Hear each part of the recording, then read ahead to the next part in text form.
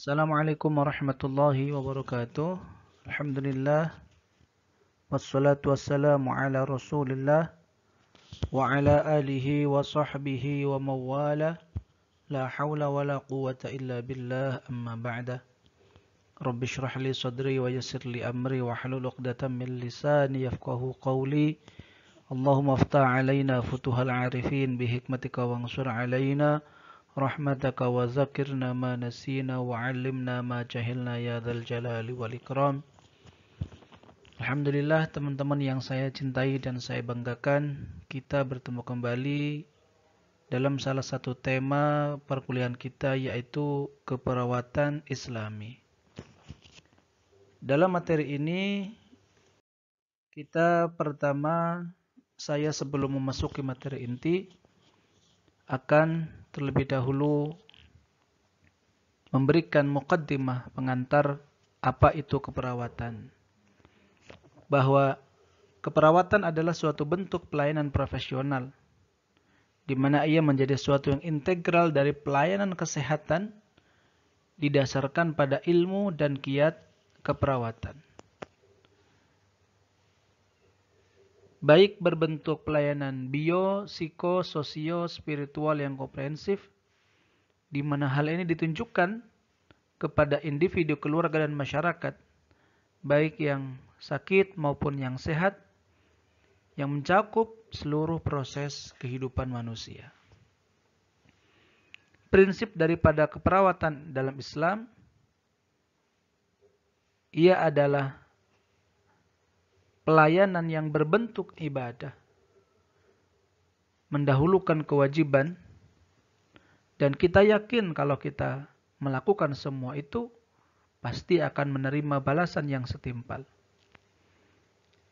Dalam prinsip keperawatan juga kita harus mampu mengerti orang lain, memahami keadaan orang lain terlebih dahulu. Kita juga harus punya prinsip membahagiakan orang lain terlebih dahulu. Seorang perawat harus punya prinsip di dalam Islam melakukan sikap empati, menumbuhkan sinergi, dan membiasakan kebiasaan-kebiasaan yang baik.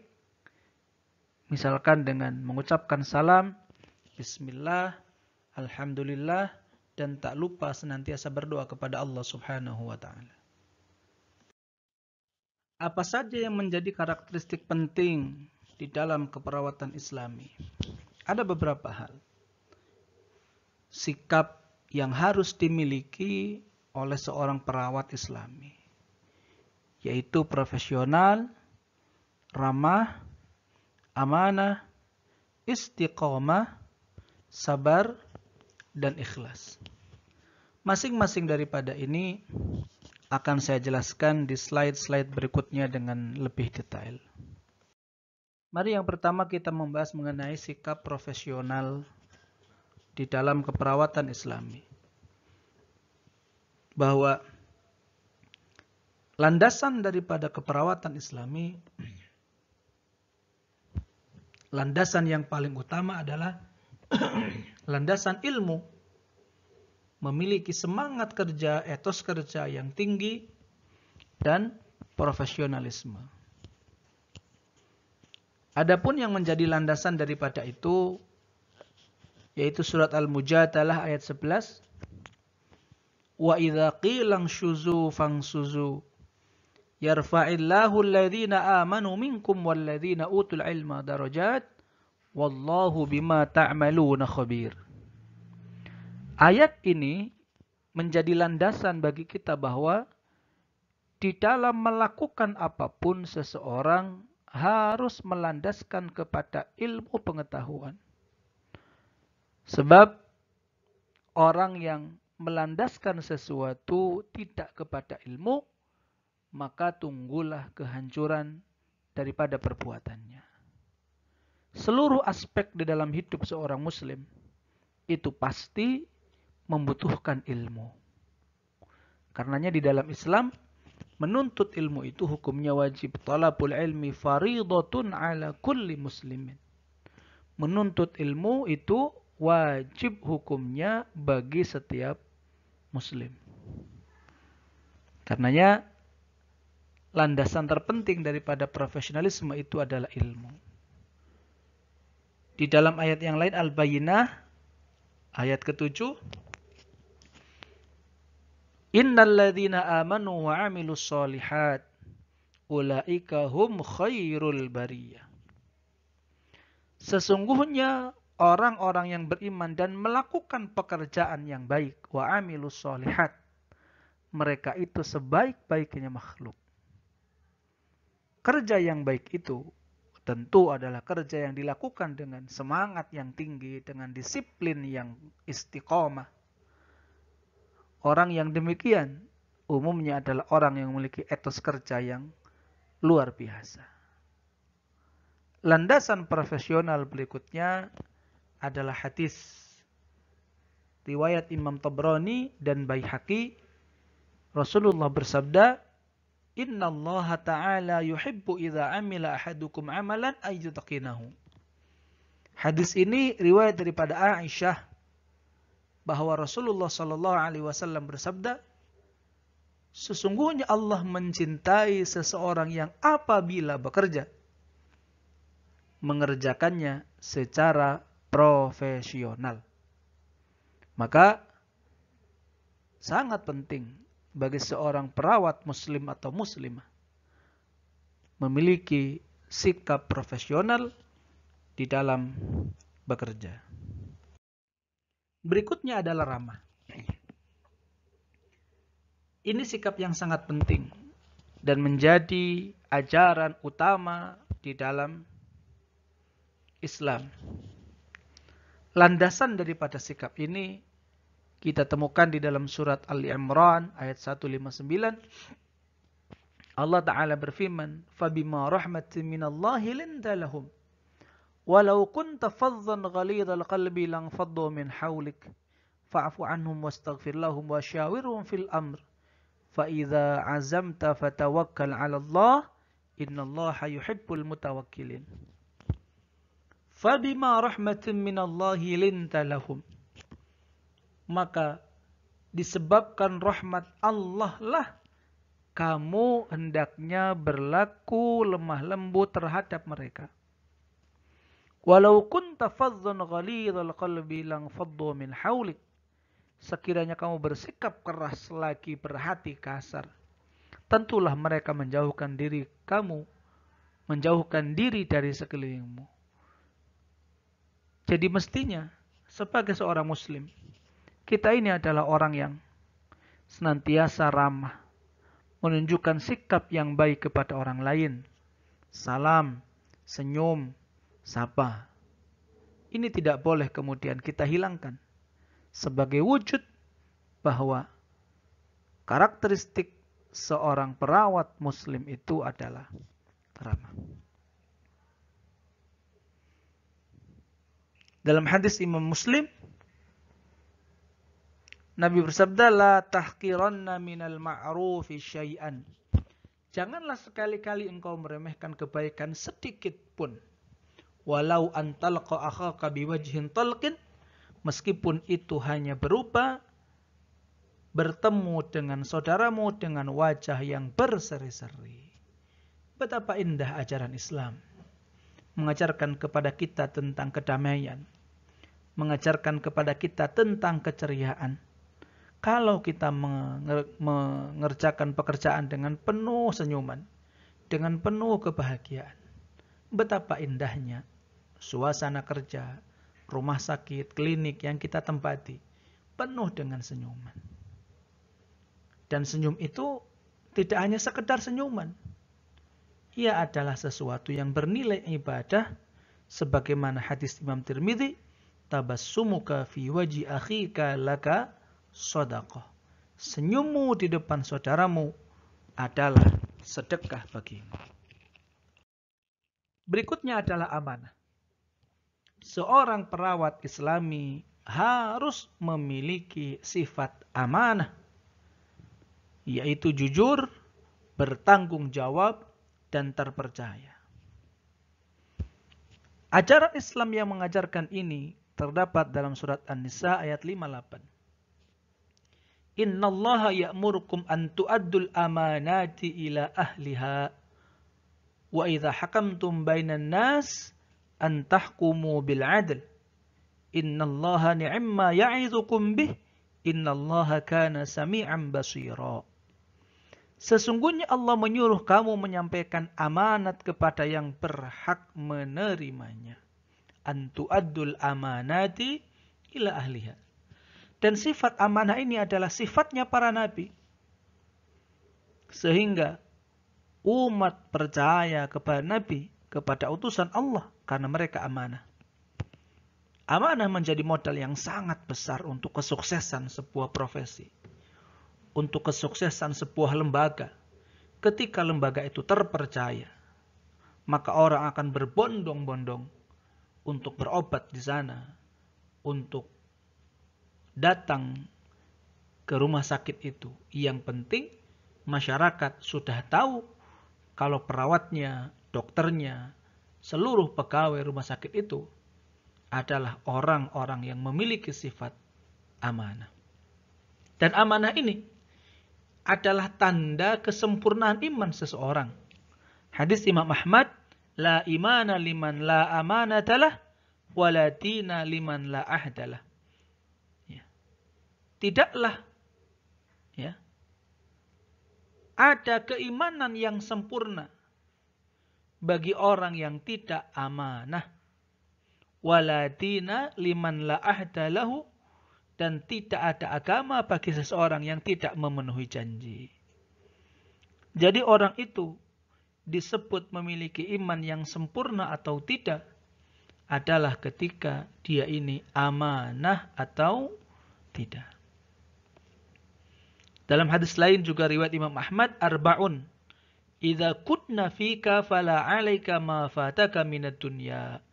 4 hal yang jika ia ada pada dirimu, maka tidak membahayakan apa yang terlewat atau tidak engkau dapatkan dari kekayaan dunia.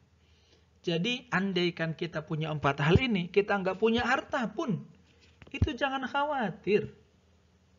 Pasti hidup kita tetap berisi penuh dengan kebahagiaan, penuh dengan keberkahan, penuh dengan keamanan dan lain sebagainya. Apa saja? Hifdzu amanah. Yang pertama, menjaga amanah. Wasidqu hadith, jujur dalam berbicara. Wa husnu khaliqatin, akhlak yang baik. Wa iffatin fi ta'matin, menjaga diri dalam masalah makanan. 4 hal ini, menjaga amanah, jujur kalau ngomong, akhlak yang baik, menjaga diri dari makanan. Itu kalau orang itu punya sifat seperti ini, insya Allah disukai banyak orang. Sehingga andai dia pergi kemana, dia mau datang kemana, teman-temannya dengan sendirinya akan menjaga dia, akan percaya dia, akan menghormati dia, sehingga dia tidak lagi seolah-olah membutuhkan apapun dari dunia ini. Yang berikutnya adalah istiqomah. Istiqomah itu diwujudkan di dalam bekerja dengan sungguh-sungguh, konsisten, komitmen yang tinggi, bekerja keras, ulet, dan tidak mengenal lelah. Dalil tentang istiqamah ini Al-Ahqaf 13:14. Innal ladzina qalu rabbunallahu tsumma istaqamu fala khaufun 'alaihim wa la hum yahzanun. Sesungguhnya orang-orang yang mengatakan Rabbunallah, Tuhan kami, Rabb kami adalah Allah, tsumma istaqamu, kemudian mereka istiqamah, fala khaufun 'alaihim wa la hum yahzanun, maka tidak ada kekhawatiran terhadap mereka dan mereka tidak pula berduka cita. Mereka yang istiqamah tidak perlu punya rasa khawatir, tidak usah bersedih, karena insya Allah keistiqomahan akan membawa seseorang kepada kebahagiaan yang hakiki. Tentang istiqamah juga terdapat dalam hadis riwayat Imam Muslim. An Abi Amr wa qila Abi Amrah Sufyan bin Abdullah radhiyallahu anhu qala qultu ya Rasulullah qul li fil Islami qawlan la as'alu anhu ahadan ghairak. Wahai Rasul, Katakan kepadaku suatu perkataan dalam Islam yang aku tidak perlu bertanya tentangnya kepada seseorang selain engkau. Qala, Nabi bersabda, Qul amantu billah, tsumma istaqim. Katakanlah aku beriman kepada Allah, tsumma istaqim, kemudian istiqomahlah, konsistenlah, komitmenlah dengan apa yang kamu ucapkan tadi. Istiqamah menjadi acara Islam yang sangat luar biasa, yang insya Allah juga membawa kita ke dalam kebahagiaan yang hakiki. Berikutnya adalah sabar. Sabar itu diwujudkan oleh seorang perawat Islami dengan bekerja yang tenang, tidak tergesa-gesa, tetapi juga bukan berarti lambat. Dia tetap cepat dan tepat, tetap sabar, terus berupaya sampai tawakal kepada Allah Subhanahu wa ta'ala. Dalilnya adalah Al-Baqarah 155. وَلَنَبْلُوَنَّكُمْ بِشَيْءٍ مِّنَ الْخَوْفِ وَالْجُوعِ وَنَقْصٍ مِّنَ الْأَمْوَالِ وَالْأَنفُسِ وَالثَّمَرَاتِ وَبَشِّرِ الصَّابِرِينَ. Manusia itu sejatinya banyak sekali masalah, banyak sekali cobaan. Di antaranya adalah kita dibuat rasa takut, lapar, kurangnya harta, jiwa, dan buah-buahan. Tapi apapun keadaannya, wabasyiris sabirin. Berikanlah berita gembira kepada mereka orang-orang yang bersabar. Jadi orang-orang yang sabar itu nanti sama Allah pada akhirnya tetap akan dijadikan sebagai pemenang. Dan sabar itu harus terus-menerus kita lakukan tanpa batas. Jadi salah kalau ada orang yang mengatakan sabar itu ada batasnya. Saya pernah ditanya, apa itu batasnya sabar? Saya jawab, kematian. Jadi sebelum mati kita harus sabar. Karena sabar ini nggak ada batasnya, maka balasan bagi orang yang sabar, pahalanya juga tanpa batas, unlimited. Az-Zumar 10, innama yuwaffas sabiruna ajrahum bighairi hisab. Bahwa orang yang sabar itu dibalas sama Allah dengan pahala yang tanpa batas. Keutamaan sabar juga disebutkan dalam hadis Bukhari Muslim, wa may yatasabbar yusabbirhu Allah wa ma'ati ahadun ata'an khairun wa awsa'a minas sabri. Siapa yang bersungguh-sungguh untuk bersabar, berusaha terus-menerus sabar, maka Allah akan memudahkan kesabaran baginya. Jadi sabar itu harus dilatih, enggak serta-merta langsung bisa sabar. Dan tidaklah seseorang dianugerahkan pemberian yang lebih baik dan lebih luas daripada sifat sabar. Jadi sifat sabar itu adalah sifat yang sangat luar biasa, akhlak yang sangat luar biasa. Berikutnya adalah ikhlas. Seorang perawat Islami harus bekerja dengan ikhlas, tidak terpaksa. Ikhlas itu sikap murni semata-mata ingin mendapatkan ridha daripada Allah Subhanahu wa ta'ala. Apa perintah sabar? Al-Bayyinah ayat 5. Wa ma umiru illa liya'budullaha mukhlishina lahuddin hunafa'a wa yuqimus salata wa yu'tuz zakata wa dzalika dinul qayyim. Ya. Jadi kita ini ketika menyembah Allah liya'budullah mukhlisin, harus dilakukan semata-mata karena Allah. Jadi kita itu ketika bekerja harus lillah karena Allah, bukan lil wah, enggak, bukan. Tapi semata-mata ingin mendapatkan ridhonya Allah. Adapun ketika kita bekerja dapat sekian penghasilan, sekian pendapatan, ya enggak apa-apa. Tapi niat kita bekerja itu ibadah dan ikhlas karena Allah. An-Nisa 114, wa may yaf'al dzalika ibtigha'a mardatillah fasawfa nutihi ajran 'azima. Orang yang ikhlas itu, maka kelak kami akan memberi kepadanya pahala yang besar. Ikhlas itu besar pahalanya. Dalam hadis riwayat An-Nasa'i, innallaha la yaqbalu minal amal illa ma kana lahu khalisan wa bataghiya bihi wajhuhu. Sesungguhnya Allah tidak akan menerima amalan kecuali yang ikhlas, yang murni hanya untuk Allah dan dicari wajah Allah dengan amalan tersebut. Semata-mata semua tujuan perbuatan amal yang dia lakukan adalah karena Allah. Itulah ikhlas. Apa saja ciri daripada perawat Islami yang profesional?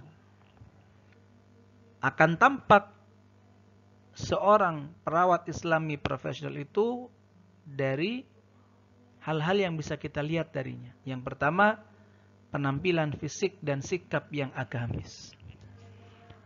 Orang yang Islami tentunya mampu menjaga diri dari hal-hal yang tidak diperintahkan atau dilarang oleh agama.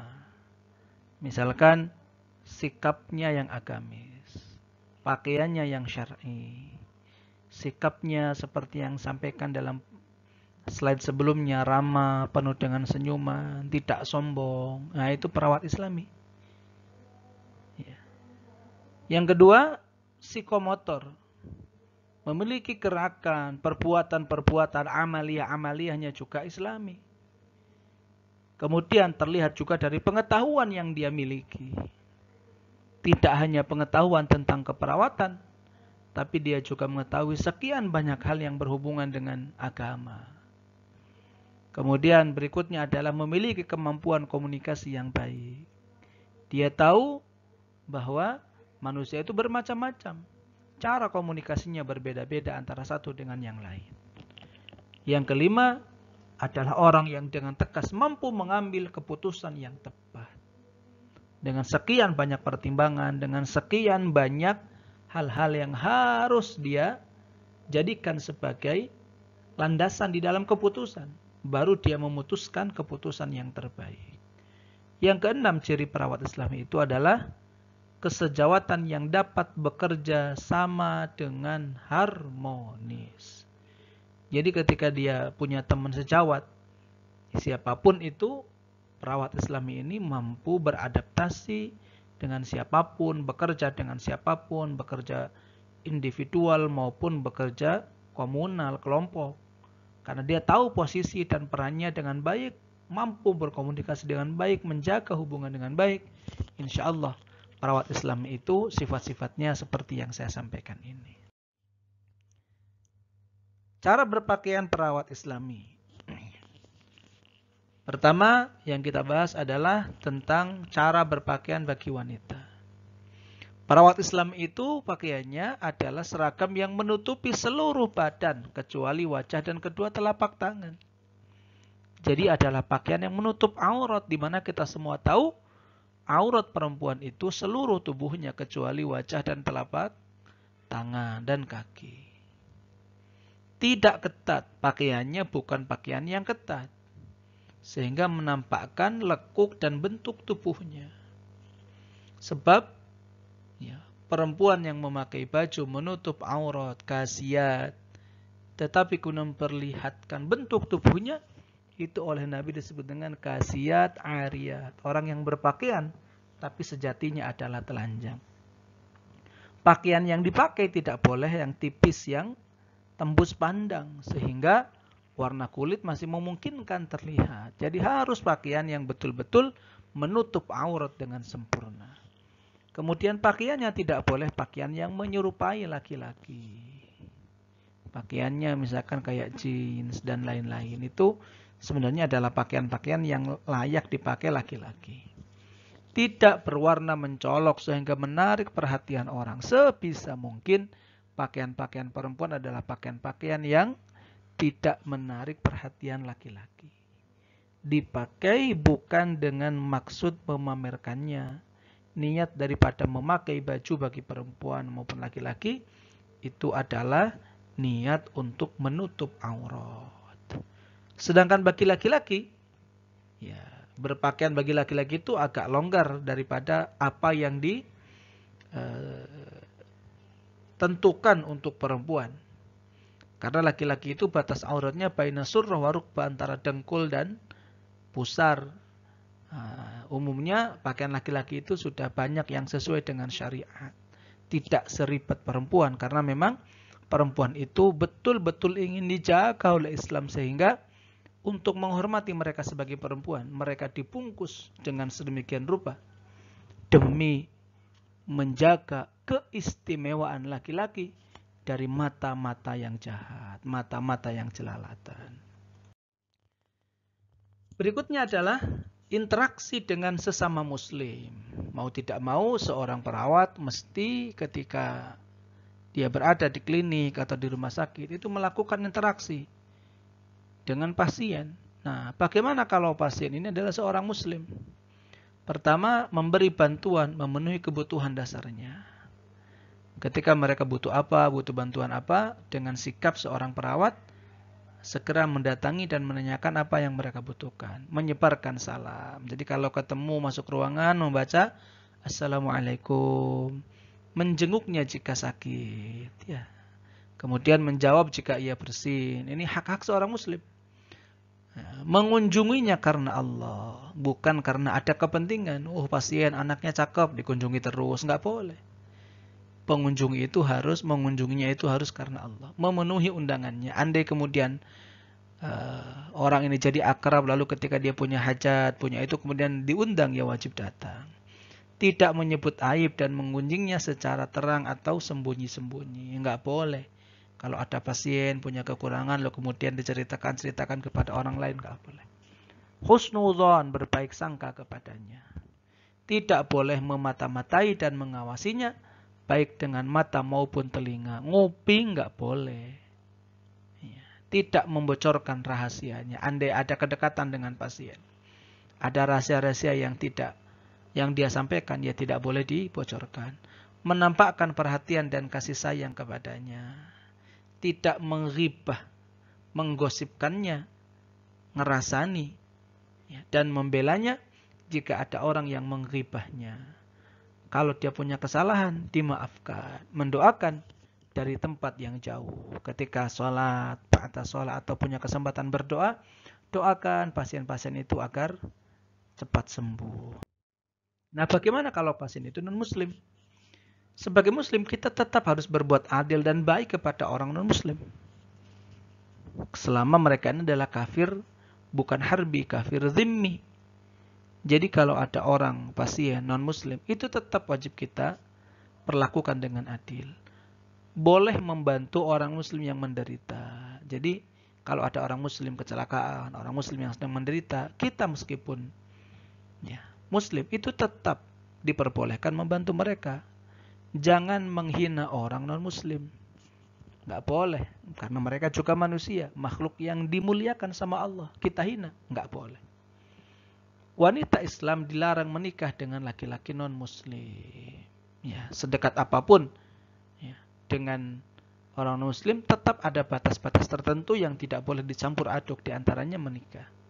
Tidak boleh memberi salam kepada non-muslim. Ya, jadi kalau masuk ruangan atau ketemu pasien ini, kalau dia non-muslim, tidak boleh kita mengucapkan salam Assalamualaikum. Karena itu adalah doa. Sementara mendoakan non-muslim itu, selain mendoakan memintakan agar diberi hidayah, itu enggak boleh.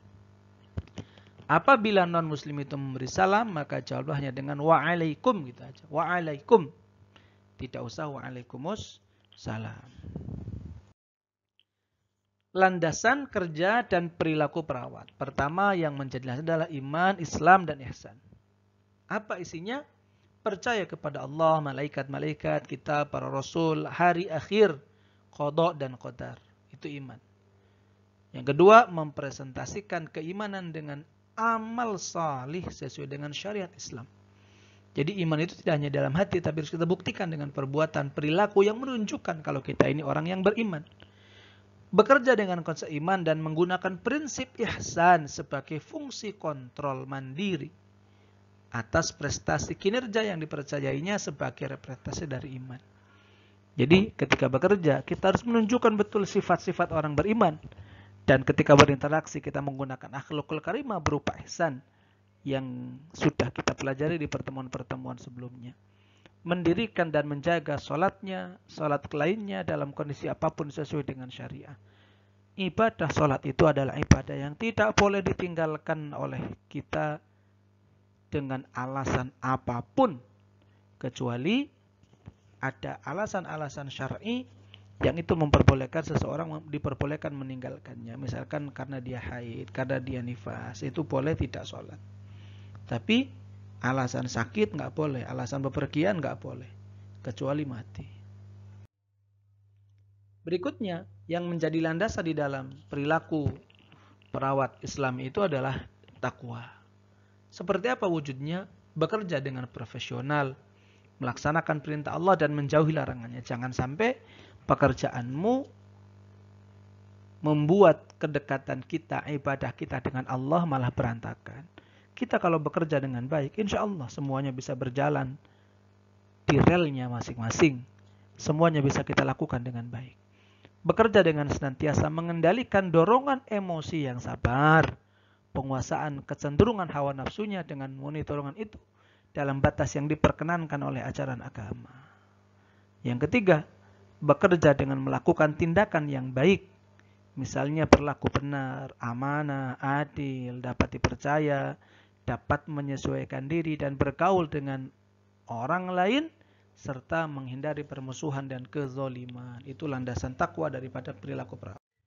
Berikutnya, landasan kerja perilaku perawat Islam itu adalah ilmu atau profesionalisme. Wujud daripada ini adalah berupaya menerapkan konsep, teori, dan prinsip dalam keilmuan yang terkait dalam asuhan keperawatan dengan mengutamakan pedoman kepada Al-Quran dan hadis.